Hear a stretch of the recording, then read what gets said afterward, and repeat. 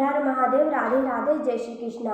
YouTube channel पर आप सभी का स्वागत है। आज मैं आपको बताने वाली हूँ शिव महापुराण पाठ करने से क्या क्या लाभ मिलता है और इसके पढ़ने और सुनने मात्र से कौन कौन से कष्ट दूर होते हैं। कली के पापों का नाश करने वाला परमदायक शिव पुराण नामक ग्रंथ सब ग्रंथों से उत्तम और वेदांत का सार भी सर्वश्रेष्ठ है, जिसके पढ़ने सुनने से मनुष्य सर्वोत्तम शिव गति को प्राप्त होता है। जब इस ग्रंथ का उदय नहीं हुआ है तभी तक कलयुग में ब्रह्मांडिक पाप फैल रहे हैं। शास्त्रों के झगड़े, नाना प्रकार के उत्पात, क्रूर यम के भेटों, निर्भयता, तीर्थों का विवाद, सत्य, दान और देवताओं की मान्यता संबंधी विवाद सभी तक महल पर हो रहे हैं। जब तक शिव महापुराण का पृथ्वी पर उदय नहीं होता है, जब तक यह प्रत्यक्ष हो जाएगा, तब शास्त्रों के परस्पर झगड़े आदि सभी इसकी गर्जना से समाप्त हो जाएंगे, क्योंकि भगवान व्यास जी कहे हुए हैं, इस पुराण का बहुत महत्व है। इसके कीर्तन और श्रवण से जो फल प्राप्त होता है वह सबका सब तो मैं नहीं कह सकता, किंतु उसका कुछ महात्म्य मैं आप लोगों से कहता हूँ, ध्यान देकर सुनिए।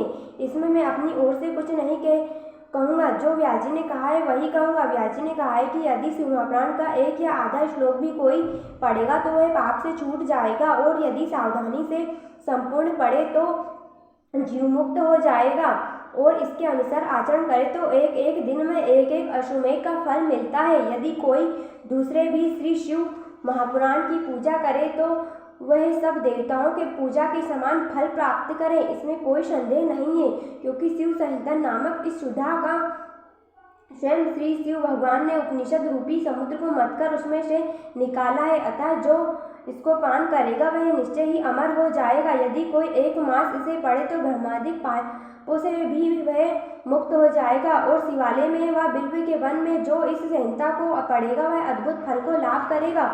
जो श्री भैरव जी की मूर्ति के सामने इसका 3 बार पाठ करता है उसके सभी मनोरथ पूर्ण होते हैं। यदि चतुर्थी के दिन निराहार रहे बिल्व के मूल में बैठकर इसे पढ़े तो शिव जी की पूजा के समान, और इसको उसकी देवता भी पूजा करते हैं। इसमें शिव जी के दिए हुए अर्थ, धर्म, काम और मोक्ष चारों पदार्थों का विवेचन और उनकी प्राप्ति के उपाय तथा शिव जी की लीला और विज्ञान सब कुछ निहित है। अतएव यह सब प्रकार से आदरणीय है। वेद और श्री ब्रह्मा जी की सम्मति के अनुसार से शिव जी ही पहले इस शिव महापुराण की रचना की है। बोलो शंकर भगवान की जय। तो आपने जाना कि शिव महापुराण का पाठ करने से क्या क्या लाभ मिलता है। इससे हमें मोक्ष पद की प्राप्ति होती है, मोक्ष मिलता है व शांति मिलती है।